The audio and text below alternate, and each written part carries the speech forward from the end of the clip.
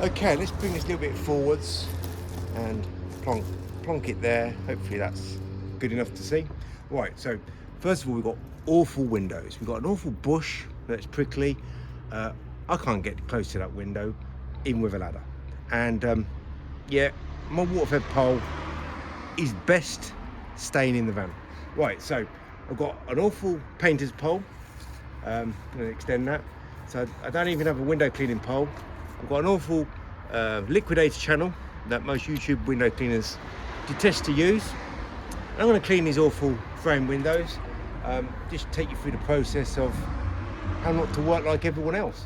So let's add this soap solution, saturated soap solution, with soap added to the washer. Soap at that window. I'm in a straight dot triangle and 25 degrees,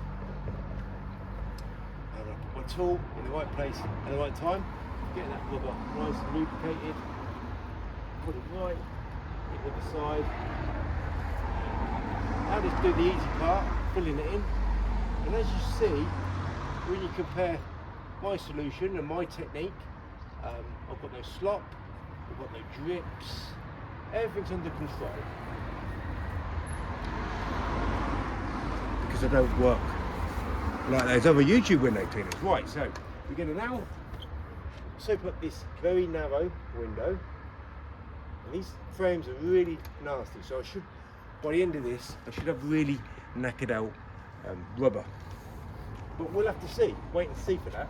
So, put the tool in the right place at the right time. Tool and technique, minimum manoeuvre. So on these really rubbish windows, because they are rubbish, right?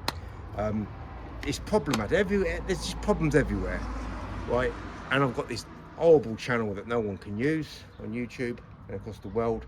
So everything's stacked against me. But what you notice is, I don't find any problems, do I? I just seem to work seamlessly. Right, so, because it's a bit warm, I'm just going to soak up the top section of this window. I don't want to smash that top edge. Look at the drips I'm getting here. All the problems that arise on this job I'm doing, and how much I'm getting stuck. Yeah. I leave all the problems to the other window cleaners that like to say how negative Poles and Blades is and how bad this tool is. Right, so I read a quote, right? I read a comment. No, I won't mention his name because he'll get angry. And someone said, did you invent the ultimate squeegee? And he said, yeah, I did. Yeah, I came up with it. In actual fact, the guy who came up with it was my friend Luke the window cleaner. Now, I'm not happy he come up with it because him and everybody else that used the ultimate squeegee is only teaching bad habits. So this is the problem with egos and people that lie. They constantly lie because they have to cover up all their mishaps and misfortunes, because lying gets them out of trouble, right? That's all they can do is lie and belittle other people, whereas I only belittle people that show bad advice. Not wrong advice, because you can work however you want, but when you've got a big following, I don't have a big following, I'm not popular. Why would someone like me be popular?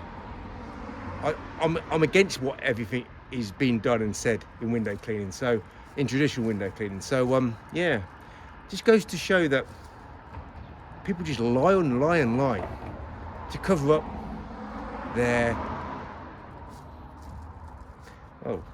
faults. Right, let's get this last one done.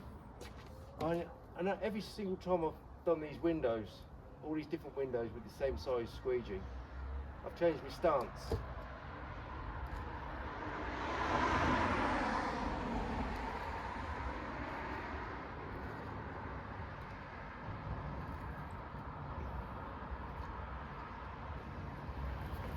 Close that away from that frame. So, you know, although I'm not happy with what Luke the window cleaner and Rihanna did with demonstrating to decelerate, not accelerate this tool.